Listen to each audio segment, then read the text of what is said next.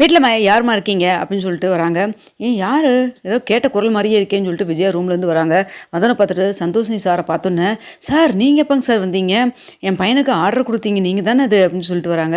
"பரவாயில்லையேம்மா நல்லா ஞாபகம் வச்சிருக்கீங்க. நான் உங்கள ஒரு தடவ 2 தடவ தான் பார்த்துருக்கேன். சார் உங்களயெல்லாம் மறக்க முடியுமாங்க சார்? உங்கனால தான் இப்போ வந்துட்டு அவன் இவ்வளோ பெரிய ஷோரூம் வச்சு ரன் பண்ணிட்டு இருக்கான். உங்கள எப்படிங்க சார் மறக்க முடியும்?" அப்படின்னு சொல்றாங்க. "என்னங்க சார் இருங்க சார் அவன் அங்க ஷோரூம்ல தான் அங்க தான் இருக்கான். அவன உடனே கிளம்பி வர சொல்றேன்" அப்படின்னு சொல்றாங்க. "அம்மா அம்மா அம்மா நான் இப்போ மனோஜ பார்க்க வரல" அப்படின்னு சொல்றாங்க. "வேற சார் என்கிட்ட ஏதாவது சொல்ல வந்திருக்கீங்களா? இல்ல வேற ஏதாவது முக்கியமான விஷயமாங்க சார்?" அப்படின்னு சொல்றாங்க. "ஆமா நான் பேச தான் வந்திருக்கேன். ஆனா வந்துட்டு மனோஜ்ட்ட பேச வரல. வேற யார்கிட்டங்க சார் பேச வந்திருக்கீங்க? ஒரு பிசினஸ் விஷயமா பேச பிசினஸ் விஷயம்னா அப்போ நீங்க மனோஜ்ட்ட தானே பேசுற மாரி இருக்கும். வேற யார்கிட்ட பேசுறீங்க? ஒருவேளை எங்க வீட்டுக்கார்ட்ட பேசணுமா ஏதாவது உங்களுக்கு?" அப்படின்னு சொல்லி கேட்குறாங்க. இருங்கம்மா அவசரப்படாதீங்க. நான் முத்து கால் பண்ணிட்டு தான் வந்தேன்" அப்படின்னு சொல்றாங்க. "முத்துவா? எனக்கு புரியலையே" அப்படின்னு சொல்றாங்க. அப்போ வந்துட்டு உடனே முத்துவும் சத்தம் கேட்டு உள்ள ரூம்லேருந்து வராங்க. மீனாவும் வராங்க. "பரவாயில்லையே முத்து இங்கே தான் இருக்கீங்களா? நான் கூட வெளில கிளம்பியிருப்பீங்க சார். நீங்கள் கால் பண்ணிட்டு தானே வரேன்னு சொன்னீங்க. அதுக்கப்புறம் எப்படிங்க சார் நான் வெளில கிளம்ப முடியும்? அதெல்லாம் ஒன்றும் இல்லை சார். வாங்க சார் வந்து உட்காருங்க வாங்க" அப்படின்னு சொல்கிறாங்க. அப்போ மீனாவும் போய் டீ காஃபி போட்டு எடுத்துகிட்டு வர போகிறாங்க. சார் இப்போ அப்போ வந்துட்டு உடனே விஜயாவுக்கு, "சார் நீங்கள் எதுக்குங்க சார் முத்துவை பார்க்க வந்திருக்கீங்க? புரியலையேங்க சார். உங்களுடைய டீலர்ஷிப் எல்லாமே வந்துட்டு மனோஜுக்கு தானே கொடுத்துருக்கீங்க. இப்போ இவனை பார்க்க வந்திருக்கீங்க" அப்படின்னு சொல்லி. "ஏங்க என்னதான் இருந்தாலும் மனோஜுக்கு நான் வந்து டீலர்ஷிப் கொடுத்ததுக்கான காரணமே முத்து தானே. உங்களுக்கு தெரியுமில்லம்மா அதை பற்றியெல்லாம்" அப்படின்னு சொல்கிறாங்க. "இல்லை சார் அது வந்து" அப்படின்னு சொல்கிறப்போ, "முத்துனால தான் வந்துட்டு உண்மையை சொன்னாருன்னு சொல்லிட்டு முத்து மேலே வச்சிருந்த நம்பிக்கையினால தான் வந்து நான் மனோஜுக்கே வந்து டீலர்ஷிப் கொடுத்தேன். அதெல்லாம் வேற கதை. இப்போ நான் அதுக்காக வரல" அப்படின்னு சொல்கிறாங்க. "வேற சார்?" அப்படின்னு சொல்லி கேட்குறப்போ, "ஏதோ பிஸ்னஸ்ன்னு சொன்னீங்களே" அப்படின்னு சொல்கிறப்போ, அப்போ உடனே வந்துட்டு, "ஆமாம் நான் பிஸ்னஸ் தான் பற்றி தான் பேச வந்தேன். ஏன் முத்து நல்லா பெரிய அளவில் கார்லாம் நல்லா டெவலப் பண்ணிட்டீங்க போல இருக்குது உங்களுடைய ட்ராவல்ஸை" அப்படின்னு சொல்கிறாங்க. "என்ன சார் சொல்கிறீங்க?" "ஆமாம் நான் சென்னைக்கு வந்து இறங்குனது வந்து பார்க்குறேன். எங்கே பார்த்தாலும் எம்எம் ட்ராவல்ஸ்னே இருக்குது. பரவாயில்லையே ரொம்ப நல்லா தான் நீங்கள் பண்ணிகிட்ருக்கீங்க. நான் எதிர்பார்த்த விடவே நீங்கள் வந்து நல்லாவே வந்து உங்களுடைய பிஸ்னஸை மேலே கொண்டு வந்துட்டுருக்கீங்க. அது மட்டும் இல்லாமல்" அப்படின்னு சொல்லி பேசுகிறப்ப கரெக்டாக மீனா வந்துட்டு, "தாங்க சார் காஃபின்னு சொல்லி கொடுக்குறாங்க." "மீனா உங்களே சும்மா சொல்லக்கூடாது. சாதாரணமாக வீட்டுக்கு முன்னாடி ஒரு பூக்கடை சின்னதாக போட்டீங்க. எத்தனையோ ட்ரபிள்ஸ் எல்லாம் வந்தாலும் நீங்கள் எதுவுமே தளராமல் இப்போ வந்துட்டு ஒரு பூக்கடை சங்க தலைவி அளவுக்கு ஆயிட்டீங்க. மண்டபத்தில் டெக்கரேஷன் பண்ணுறது என்ன எவ்வளோ விஷயங்கள் நடந்துட்டுருக்குது. நான் எல்லாத்தையும் கேள்விப்பட்டுட்டு தான் இருக்கேன்" அப்படின்னு சொல்கிறாங்க. "சார் உங்களுக்கு எப்படிங்க சார் இதெல்லாம் எல்லாம் தெரியுமா?" "எல்லாம் தெரியும் எனக்கு. ஒரு பிஸ்னஸ் மேனாக இருந்துட்டு ஊரில் என்ன நடக்குதுன்னு பார்க்காம இருந்தால் எப்படிம்மா?" அப்படின்னு சொல்லிட்டு இருக்கிறாங்க. "உங்கள் 2 பேர்த்தையும் நம்பி நான் ஒரு பிஸ்னஸ் கொடுக்கலான்னு வந்திருக்கேன்" அப்படின்னு சொல்கிறாங்க. "சார் எங்ககிட்ட எப்படிங்க சார் நீங்கள் ஃபர்னிச்சர் அப்படின்னு இங்கே பாருங்க பிஸ்னஸ்ங்கிறப்போ எல்லா பொருளும் ஒன்று தான். என்ன பொருள் எல்லாமே ஒன்று தான். பொருள் தான் வெவ்வேறையாக மாறும். பிஸ்னஸ்ங்கிற ட்ரிக்கு ஒன்று தானே அப்படின்னு சொல்கிறாங்க. மக்களுக்கு ரொம்ப சாட்டிஸ்ஃபை ஆகிற மாதிரி கொஞ்சம் கம்மியான விலையில் தரமான பொருளை கொடுத்தா போதும் அப்படி தானே அப்படின்னு சொல்கிறாங்க. "ஆமாங்க சார் அது சரிதாங்க சார். நாங்கள் என்ன சார் பிஸ்னஸ் பார்த்துக்க முடியும்" அப்படின்னு சொல்கிறாங்க. "மனோஜ் இப்போ ஆரம்பிச்சுக்கிற மாதிரியே நான் ஒரு ஷோரூம் வந்துட்டு இங்கே சென்னையில் இன்னொரு பிரான்ச் ஓப்பன் பண்ணலான்னு இருக்கேன்.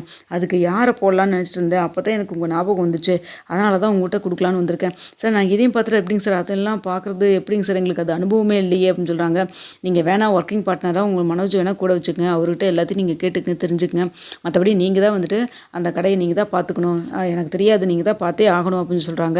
அது மட்டும் இல்லாமல் வந்துட்டு, "நீங்கள் 2 பேரும் இப்போ வந்து ஸ்போக்கன் கிளாஸ் வேறு போயிட்டுருக்கீங்களாம்மா. அப்புறம் என்ன நீங்கள் பிஸ்னஸ் பண்ணுறப்போ வந்துட்டு பெரிய ஆளுகிட்டலாம் பேசுறதுக்கு பிடிக்கிறதுக்கு இல்லை டீலர்ஷிப் எடுக்கிறதுக்கெல்லாம் வசதியாக வேறு இருக்குமே" அப்படின்னு சொல்கிறாங்க.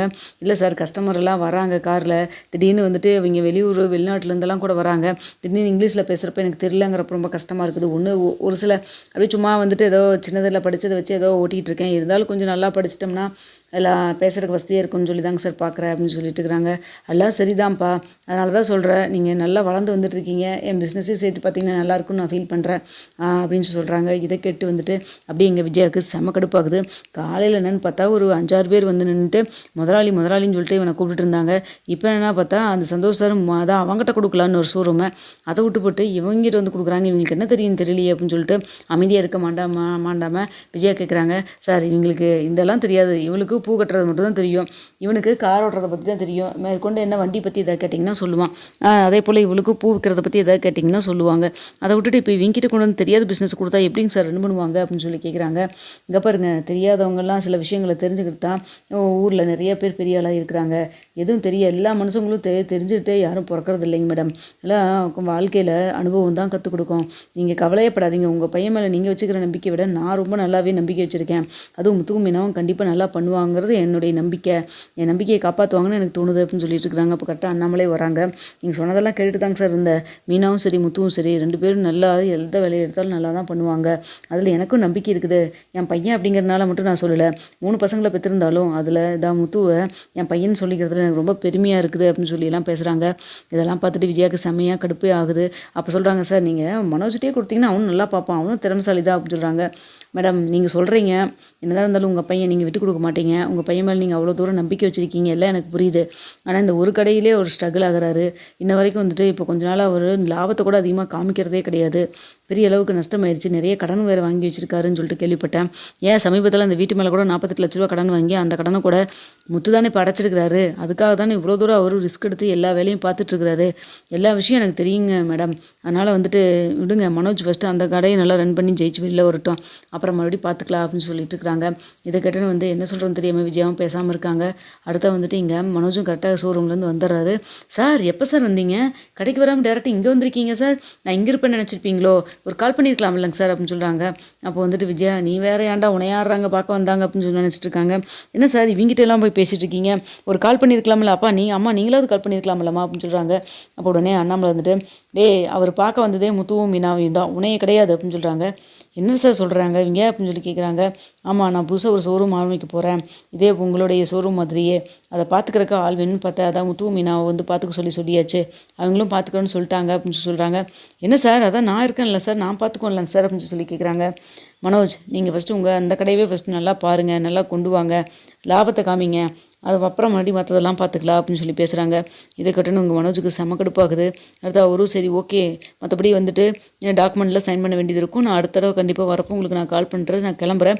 அதுக்கு முன்னாடி முத்து நான் உங்களுக்கு கால் பண்ணுறேங்க முத்து, கடை எங்கே இருக்குது என்ன ஏதுன்னு போய் பாருங்கள், ஷோரூம் இப்போ தான் டெவலப் பண்ணிட்டுருக்காங்க, உங்களுக்கு வேறு மாதிரி எதாவது மாற்றணும் ஐடியா இருந்தாலும் சொல்லுங்கள், அதுக்கு தகுந்த மாதிரி நம்ம மாற்றிக்கலாம் அப்படின்னு சொல்லிட்டு கிளம்பிடுறாரு. முத்துவை பார்த்து அண்ணாமலை ரொம்ப சந்தோஷப்படுறாரு.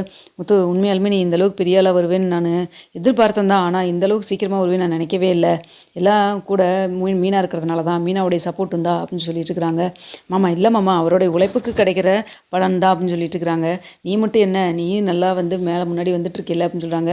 ரெண்டு பேர்த்தையும் நினைக்கிறப்ப எனக்கு ரொம்ப சந்தோஷமாக இருக்குன்னு சொல்லிட்டு இங்கே ரெண்டு பற்றியும் வந்துட்டு அண்ணாமலை பேசி வந்து சந்தோஷப்பட்டுட்டு இருக்காங்க. அப்புறம் விஜய் வந்துட்டு என்ன ஓடி ஓடி சம்பாரிச்சாலும் என்ன லட்சமாக சம்பாரிச்சிட முடியுமா என்ன அப்படின்னு எல்லாம் பேசுகிறாங்க. இந்த பிஸ்னஸில் என்ன வருமா தானே வரும் அப்படின்னு சொல்கிறாங்க. விஜயா, நீ பணத்தை மட்டும்தான் பார்க்குற, நான் அவங்களுடைய வளர்ச்சி பார்க்குறேன், அவங்களுடைய முன்னேற்றத்தை பார்க்குறேன்.